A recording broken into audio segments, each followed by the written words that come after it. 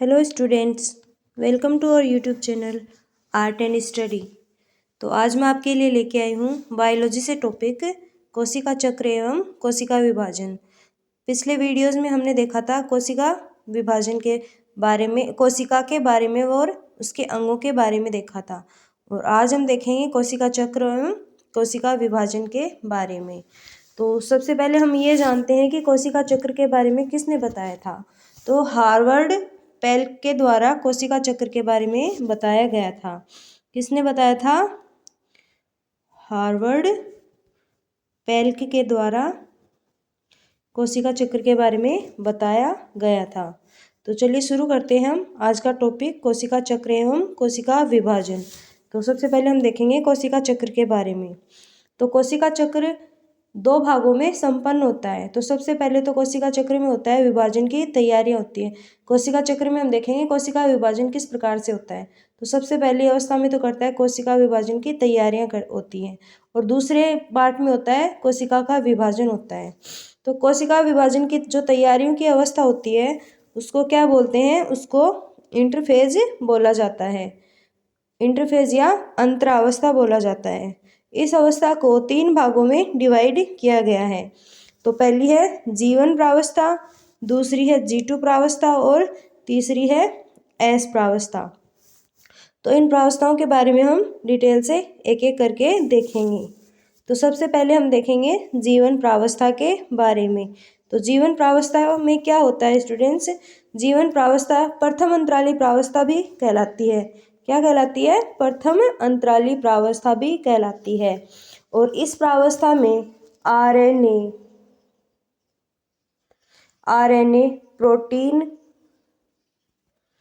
Protein और ATP का संश्लेषण होता है। एटीपी जो कि कोशिका में ऊर्जा की मात्रा को प्रदर्शित करती है। एडिनोसिन ट्राइफॉस्फेट के रूप में कोशिका में ऊर्जा निर्माण होता है। तो ये थी G1 अवस्था, जिसको प्रथम अंतराली अवस्था भी कहते हैं। अब हम देखते हैं S अवस्था, जिसको बोलते हैं हम सिंथेसिस प्रावस्था। क्या बोलते हैं? सिंथेसिस प्रावस्था। तो इस अवस्था में क्या होता है स्टूडेंट्स? इस अवस्था में होता है डीएनए का संश्लेषण होता है। क्या होता है? डीएनए का संश्लेषण होता है, और इसको क्या बोलते हैं? संश्लेषी प्रावस्था बोलते हैं। नेक्स्ट देखते हैं हम G2 प्रावस्था। तो G2 प्रावस्था को हम क्या बोलते हैं? इसको द्वितीयक अंतराली प्रावस्था भी कहा जाता है। क्या कहा जाता है? द्वितीयक अंतराली प्रावस्था भी कहा जाता है। इसके अंदर क्या होता है? प्रोटीन आरएनए के साथ साथ अन्य जैव अणुओं का भी संश्लेषण होता है। क्या क्या होता है इसमें? G2 प्रावस्था में होता है प्रोटीन आरएनए के साथ साथ अन्य जैव अणुओं का भी संश्लेषण होता है। तो ये थी G2 प्रावस्था। तो हमने देखा जो विभाजन की जो तैयारी में जो पहली अवस्था होती है कोशिका चक्र में, इंटरफेज यानी कि अंतरावस्था, जिसको 3 भागों में बांटा, G1, S अवस्था और G2 अवस्था। और अंतिम स्टेज में क्या होता है? कोशिका विभाजन होता है, जिसको हम आज के टॉपिक में डिटेल से पढ़ेंगे। आज का टॉपिक क्या है? कोशिका विभाजन है। तो हम देखते हैं कि कोशिका विभाजन कितने प्रकार से होता है। कोशिका विभाजन में तीन प्रकार से कोशिकाओं में विभाजन होता है। पहला होता है असूत्री कोशिका विभाजन, दूसरा होता है समसूत्री कोशिका विभाजन और तीसरा होता है अर्धसूत्री कोशिका विभाजन। तो कोशिका विभाजन क्या होता है, इसकी हम परिभाषा देखते हैं कि जो पुरानी कोशिकाएं होती हैं वो विभाजित होकर नई कोशिकाओं को निर्माण होता है, तब क्या कहलाता है? वो कोशिका विभाजन कहलाता है। यानी कि पुरानी कोशिकाओं से नई कोशिकाओं का निर्माण ही कोशिका विभाजन कहलाता है। कोशिका विभाजन को सर्वप्रथम किसने देखा था? विर्चाउ ने देखा था। और कब देखा था स्टूडेंट्स? ये 1955 में नहीं, 1855 में किसने देखा था? विर्चाउ ने देखा था। और कोशिका विभाजन कितने तरीकों से होता है? 3 प्रकार से होता है। तो कोशिका विभाजन 3 प्रकार से होता है। वो होता है असूत्री, समसूत्री और अर्धसूत्री कोशिका विभाजन। तो हम इनको एक एक करके डिटेल से पढ़ेंगे। हमने देखा कि पुरानी कोशिकाएं विभाजित होकर नई कोशिकाओं का निर्माण करती हैं। तो पुरानी कोशिकाओं विभाजन होकर नई कोशिकाओं का निर्माण ही क्या कहलाता है? कोशिका विभाजन कहलाता है। और कोशिका विभाजन को सर्वप्रथम किसने देखा था? विर्चाउ ने देखा था। कब देखा था? 1855 में देखा था। और मृत एवं क्षतिग्रस्त या पुरानी कोशिकाओं को बदलने जैसे अनेक कारणों से कोशिकाओं का विभाजन होता है। तो कोशिका विभाजन का मुख्य कारण क्या होता है कि मृत या क्षतिग्रस्त या पुरानी कोशिकाओं को हमारे शरीर से हटाने के लिए, प्रतिस्थापित करने के लिए ही कोशिकाओं का विभाजन होता है, ताकि जीवित जीव वृद्धि कर सके। यानी कि जीवों में वृद्धि का मुख्य कारण क्या होता है? कोशिका विभाजन ही होता है। और कोशिका हमारे शरीर की सबसे छोटी मूलभूत संरचनात्मक और क्रियात्मक इकाई होती है। जीवों की वृद्धि कोशिका के आकार बढ़ने से नहीं होती। जीवों की वृद्धि कोशिका के आकार बढ़ने से नहीं, बल्कि कोशिका विभाजन द्वारा और अधिक कोशिकाओं के जनन से होती है। मानव शरीर में प्रतिदिन लगभग 2 ट्रिलियन कोशिकाओं का विभाजन होता है। कितनी कोशिकाओं का विभाजन होता है? लगभग 2 ट्रिलियन कोशिकाओं का विभाजन होता है। और जो कोशिका विभाजन में विभाजित होने वाली कोशिका होती है वो तो क्या कहलाती हैं? जनक कोशिकाएं कहलाती हैं। कौन सी कोशिकाएं कहलाती हैं? जनक कोशिकाएं कहलाती हैं।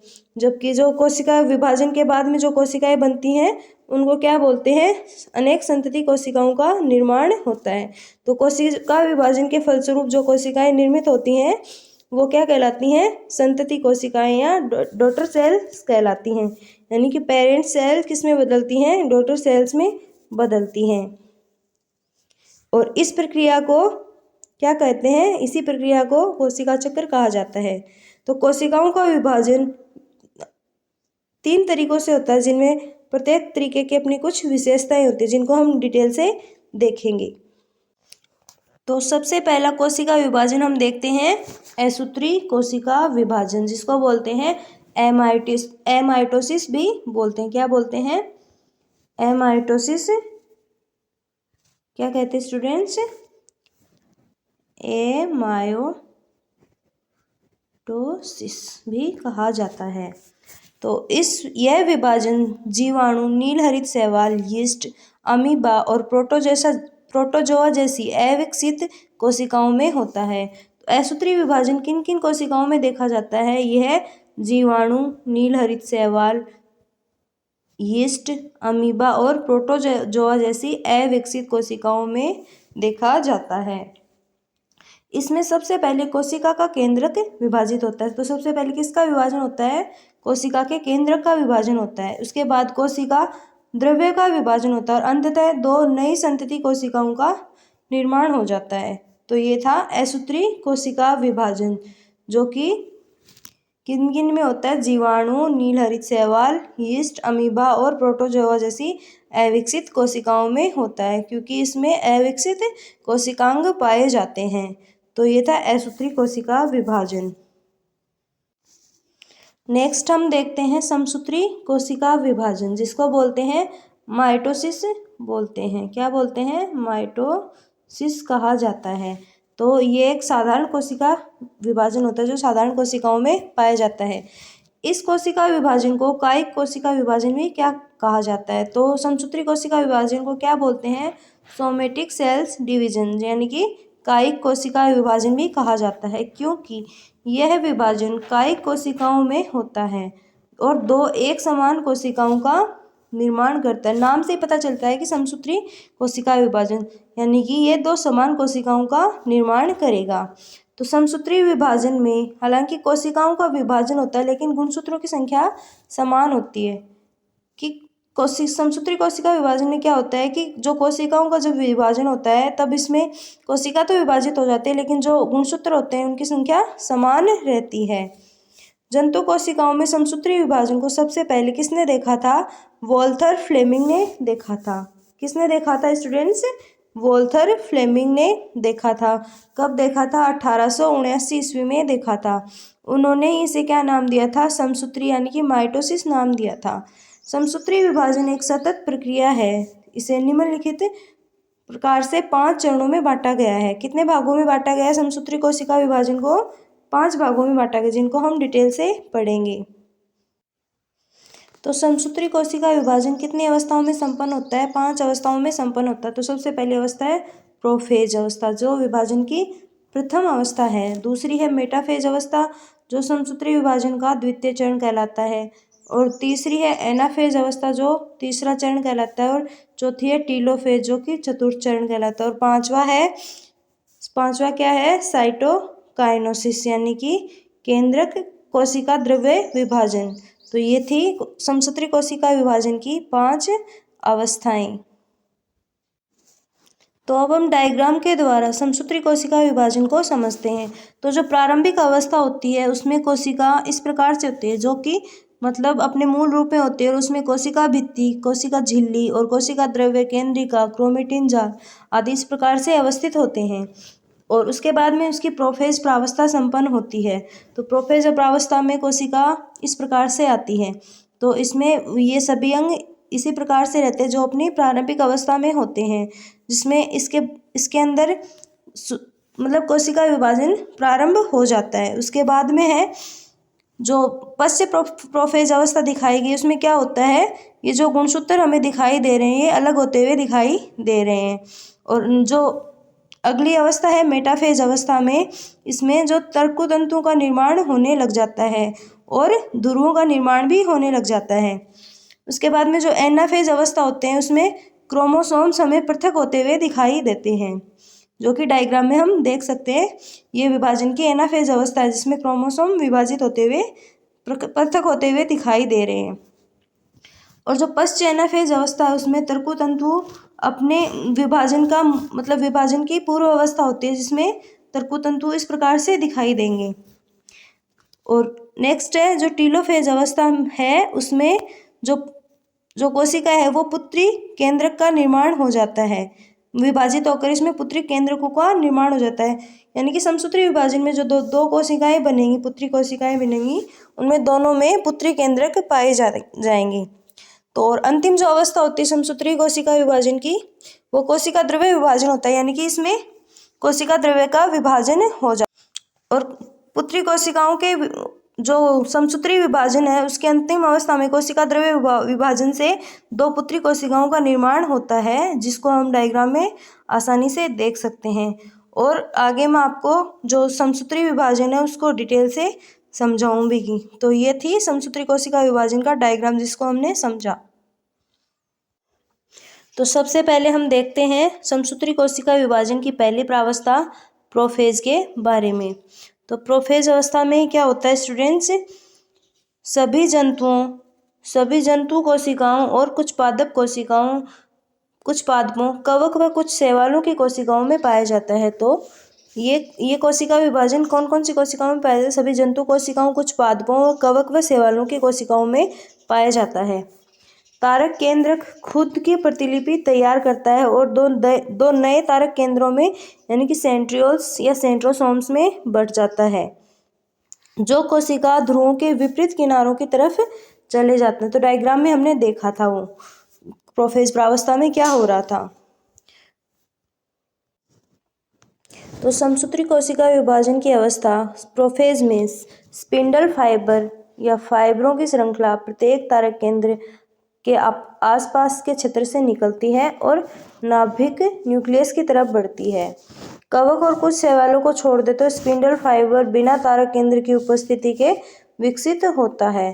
तो प्रोफेज अवस्था में क्या पाए जाते हैं, जो तंतुनुमा संरचनाएं दिखा रखी हैं ऊपरी केंद्रक से निचले ध्रुव की तरफ, वो क्या कहलाते हैं, स्पिंडल फाइबर कहलाते हैं।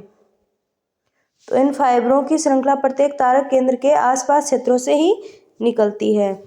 और कुछ कवक और शैवालों को छोड़ दे तो स्पिंडल फाइबर बिना तारक केंद्रों की उपस्थिति के विकसित हो जाते हैं। जिन गुणसूत्रों की प्रतिलिपि बन चुकी होती है वे छोटे और मोटे हो जाते हैं। क्रोमेटिड प्रत्येक गुणसूत्र के प्रतिलिपि का आधा होता है, जो सेंट्रोमियर से एक दूसरे से जुड़े हुए होते हैं। बाद के प्रोफेज चरण में नाभिक और नाभिक की झिल्ली विखंडित होने लग जाती है। तो हमने डायग्राम में अच्छे से देखा था कि जो प्रोफेज प्रावस्था में क्या होता है, तो बाद के प्रोफेज चरण में क्या होता है, नाभिक और नाभिक की झिल्ली विखंडित होने लग जाती है। अब हम देखते हैं समसूत्री कोशिका विभाजन की मेटाफेज प्रावस्था के बारे में। तो गुणसूत्र के जोड़े खुद को इस प्रकार संरेखित करते हैं कि कोशिका का केंद्र और प्रत्येक सेंट्रोमियर प्रत्येक ध्रुव से एक स्पिंडल फाइबर से जुड़े हुए होते हैं। सेंट्रोमियर विभाजित होता है। तो मेटाफेज अवस्था में क्या विभाजित होता है? सेंट्रोमियर विभाजित होता है और अलग किए गए क्रोमेटिड स्वतंत्र संतति गुणसूत्र बन जाते हैं।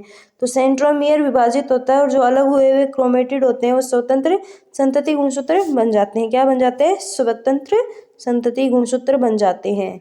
अब हम देखते हैं नेक्स्ट अवस्था, एनाफेज अवस्था। एनाफेज अवस्था में स्पिंडल फाइबर छोटे होने लग जाते हैं। ये सहयोगी क्रोमेटिड्स पर बल डालते हैं जो उन्हें एक दूसरे से अलग खींचता है। स्पिंडल फाइबर लगातार छोटा हो जाता है और क्रोमेटिड्स को विपरीत ध्रुवों की तरफ खींचा जाता है। अगली अवस्था है टीलोफेज अवस्था, जिसमें क्या होता है? गुणसूत्र पतला हो जाता है और नाभिकीय आवरण बनता है, यानी कि प्रत्येक नए गुणसूत्र समूह के चारों तरफ नाभिकीय झिल्ली बन जाती है और संतति गुणसूत्र किनारों पर पहुंच जाते हैं। तो संतति गुणसूत्र इस टीलोफेज अवस्था में कहाँ पे पहुंच जाते हैं? किनारों पे पहुंच जाते हैं और स्पिंडल फाइबर पूरी तरह से समाप्त हो जाता है। अब हम देखते हैं समसूत्री कोशिका विभाजन की अंतिम अवस्था, साइटोकाइनेसिस, यानी कि कोशिका द्रव्य विभाजन। तो कोशिका द्रव्य विभाजन किस प्रकार से होता है? नाभिक के विभाजन के बाद कोशिका द्रव्य विभाजित होना शुरू हो जाता है। मूल वृहद कोशिका दो छोटी एक समान कोशिकाओं में बढ़ जाती है और प्रत्येक संतति कोशिका भोजन ग्रहण करती है और विकसित होती है।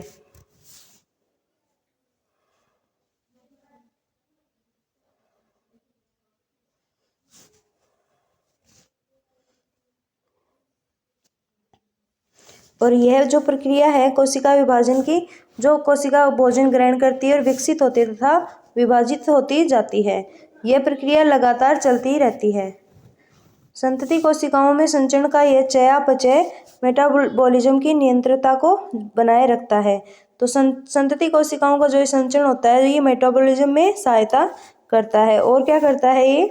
ये घाव को भरने, क्षतिग्रस्त हिस्सों पर को फिर से बनाने, जैसे छिपकली की पूंछ का जो निर्माण होता है वो इसी साइटोकाइनेसिस की प्रक्रिया के द्वारा होता है। और कोशिकाओं के प्रतिस्थापन, यानी कि त्वचा की सतह पर नई कोशिकाओं का निर्माण होता है, वो इसी प्रक्रिया के द्वारा होता है। लेकिन यदि यह प्रक्रिया अनियंत्रित हो गई तो ट्यूमर या कैंसर वृद्धि का कारण भी बन सकती है। यानी कि साइटोकाइनेसिस के द्वारा जो कोशिकाओं का विभाजन होता है, अगर अनियंत्रित कोशिकाओं की वृद्धि होती है तो वही क्या बनता है? कैंसर या ट्यूमर की वृद्धि का कारण बनती है।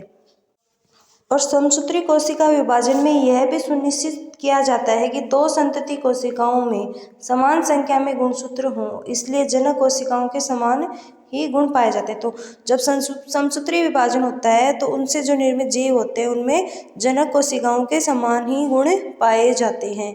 तो ये हमने देखा आज के टॉपिक में कोशिका चक्र और कोशिका विभाजन में असूत्री विभाजन और समसूत्री कोशिका विभाजन के बारे में। और नेक्स्ट वीडियो में हम देखेंगे अर्धसूत्री कोशिका विभाजन और समसूत्री और अर्धसूत्री कोशिका विभाजन में अंतर और अन्य कुछ तथ्यों के बारे में।